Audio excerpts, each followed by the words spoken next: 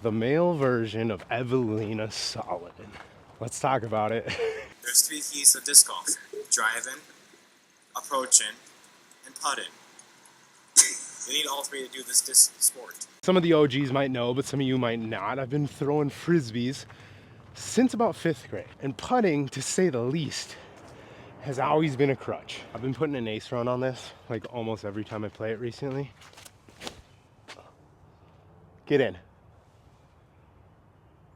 And he takes cage from at least 256 feet. Oh God, get in the fucking hole. So unfortunately, some of you guys might know that I suck at putting.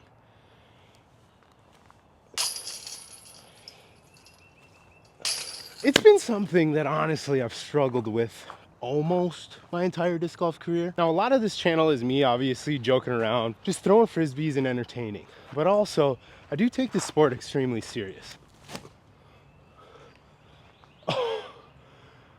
Brutal. I've been in and around the game for a long time. When I was a kid coming up on my local course, playing my local league, it's safe to say I was pretty cracked on the greens, I'm not gonna lie. And I had no fear, I didn't get nervous. I just walked up to putts. I putted grid stamp, classic AVRs, and I just got nerdy with them. Slung them up there and put them in for the most part. But somewhere along the way, I think the nerves kicked in and I started to take the game a little bit too serious. It was probably right around the time where I really realized I wanted to try to make disc golf something. I don't know what, but something. And if you saw my video at WR Jackson, you probably saw the first real showing of kind of what it's like for me on the greens when I'm in a pressure situation. Get cracked? Now, yes, it wasn't a tournament, but it was something that I wanted to perform in because I knew it was gonna get a decent amount of views, and I don't wanna look like a scrub, let's be honest. I've always been very confident when it comes to throwing the disc, but it seems like anytime I'm in a high pressure disc golf situation, usually a tournament round, my hand forgets how to throw a putter. Like that's more like it. Well, that's what I do in tournaments. And I hate to say it, and I feel like I've probably told a decent amount of people this over the years, but it's such a vivid memory in my mind because it really was one of those times where I'm like, I'm good if I could put the fucking putter in the basket. I can't remember what year it was, but it was probably like 5 years ago. I was playing the Crown Town Throwdown, a relatively local course. I put 16 of the 18 holes inside circle 1, and I think I shot over par. Now, some of you guys might be like, bro, what the fuck do you mean? 16 holes in the circle. Get in. Oh. Ah, shit. Will it come over? Actually, that's parked. Side note, Ethan always calls me Ricky Wysocki because I'm one of those dudes who like throws a shot. I thought I shanked it and then it's basically parked. So yeah, 16 of the 18 holes inside circle 1, and I shot over par. Now, my first problem back in the day, I used to putt harder than anybody. I just sent them. So when you're not good at putting and you putt really hard, you turn 20 footers into 40-foot comebackers into 3 putts. King of the Birdogi. So I've always loved when I get to play a tournament round with like an actual pro because I get to compare my game to theirs. And I've always had a very similar comparison when it comes to the throwing, but obviously on the green, it's a little bit different. And so that round goes through, and every single tee shot, I feel like I'm either matching or doing better than Noah, my comparison of the round, because at the time he was one of the best players in Minnesota. But after the round, obviously our scorecards were very different. I think he shredded maybe like a 9 or 10, and I shot a couple over. And like I was saying before, I think there's a reason this memory has always like stuck into my mind and why I remember it so vividly is because after the round, Noah comes up to me with no like bad intent or anything. I think he was legitimately saying, like, he comes up to me and he says, dude, if you could putt, like, you'd be really good. Simple, that was it. And I'm like, I know, like, I've been told that forever. And honestly, it's a very unfortunate thing. So they moved this one like deep 350, like up to the right. It's an absolute beauty of a hole.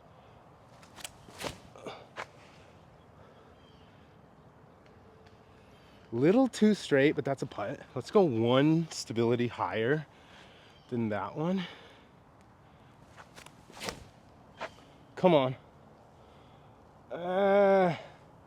that's a putt. And him saying that definitely wasn't the first time I had been told that by good players. You know, they'd see me throw, they'd be like, damn, this guy's pretty good. And then they'd see me putt when it matters. And they'd be like, I see why we've never seen him, you know, on the lead card or on chase card of a tournament. And now that being said, it's, you know, a lot of years since then, a lot of ups and downs on the green. So I guess that's a little bit of background, which brings us to right now. Over the last off season, I've been trying to develop a repeatable putting style. You've probably seen my putting video that I made before, where I talked about a lot of the tips that I want to try and implement into this season. I have not played any tournaments this year, so I have not really had anything other than the round with Casey that actually simulated some sort of nerves. That was cracked. Twice or it's luck.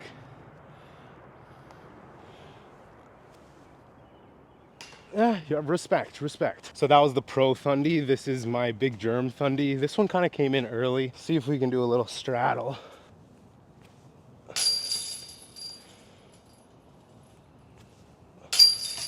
That felt really nice. So let's talk about right now, my putting.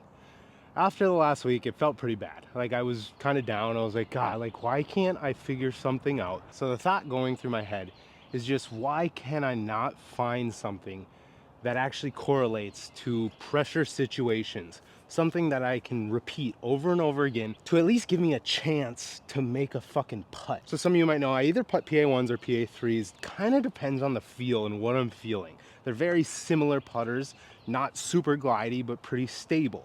I've found that if I putt too glidey of putters and I'm missing, my comebackers are super long, which I don't like. And if I'm making a putt, I don't think I needed the glide anyway, because that's when I'm feeling good and I'm just jamming them home. So right now I'm going with Ethan's old beat up PA3s. Absolute money run. They feel so good.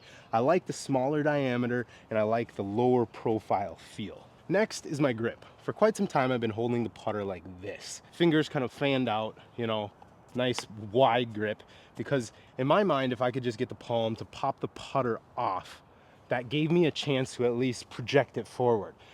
But over the last few months, I've really realized that where I see the most success is when I just have confidence in a spin putt and I really just let my body do its natural motion of spinning the putter. So I just recently switched my grip to actually how I putted when I was younger growing up, where I actually tuck the pinky under here. Everything else basically the same, but I'm tucking the pinky. Now next hole, I'm gonna tell you about an issue that I have that I think is unlike probably anyone else. Basically dead straight, slight left finish, down a slight slope. We're gonna try and pop the quake up there. That's so good. Go in.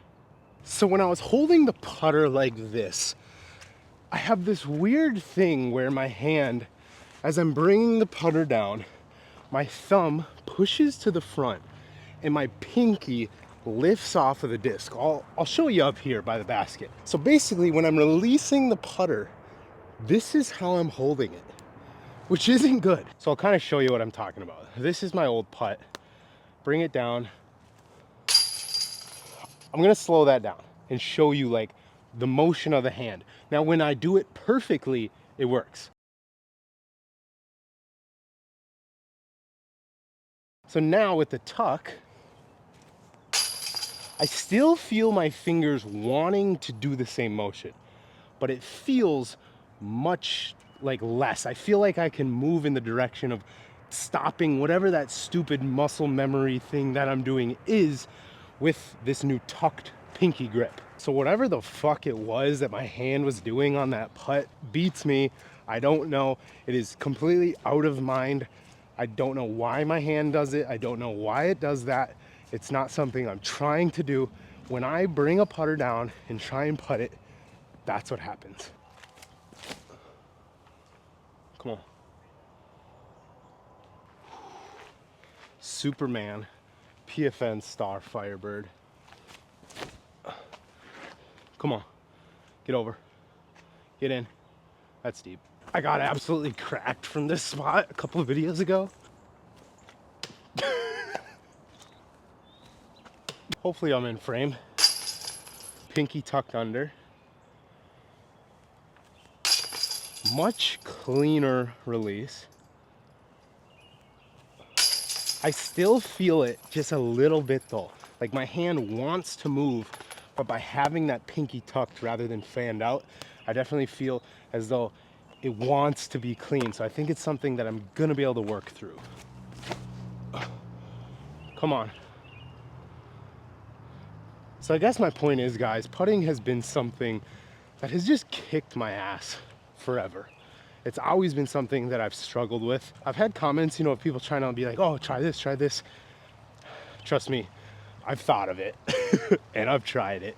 Putting is one of those things where honestly, I think I'm a pretty good teacher of putting, even though I might not be able to actually do it myself. It's just something's wonky with my body.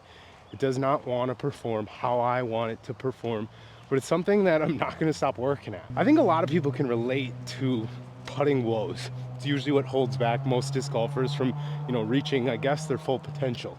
And it's something that's obviously held me back. It's just funny because I'll have videos where I get absolutely cracked, make like everything, and it's like, well, why is it an issue sometimes? And I don't know, guys. I really don't know. Of course. Oh, good bids. Usually a big part of not being a good putter kind of comes from just overthinking. And I tend to be an overthinker when it comes to a tournament round of like, oh, you know, what's gonna happen if I miss this? If you watch my other video on putting, kind of the idea of like worrying about the miss rather than just worrying about making the putt. And if you never give yourself the chance to even make the putt, then what was the point of even trying? You should have just laid up. So I guess I don't really have much more to say on the topic other than I know I suck at putting. I know it's something I gotta work on. There's a lot of things that go into putting that I need to work on, and we're trying, guys. I guess that being said,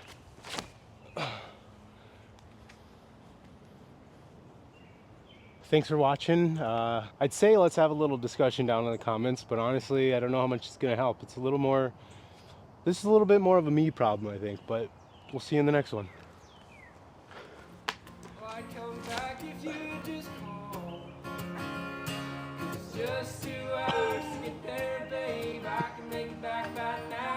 That would have been so cracked if I ended this with an ace.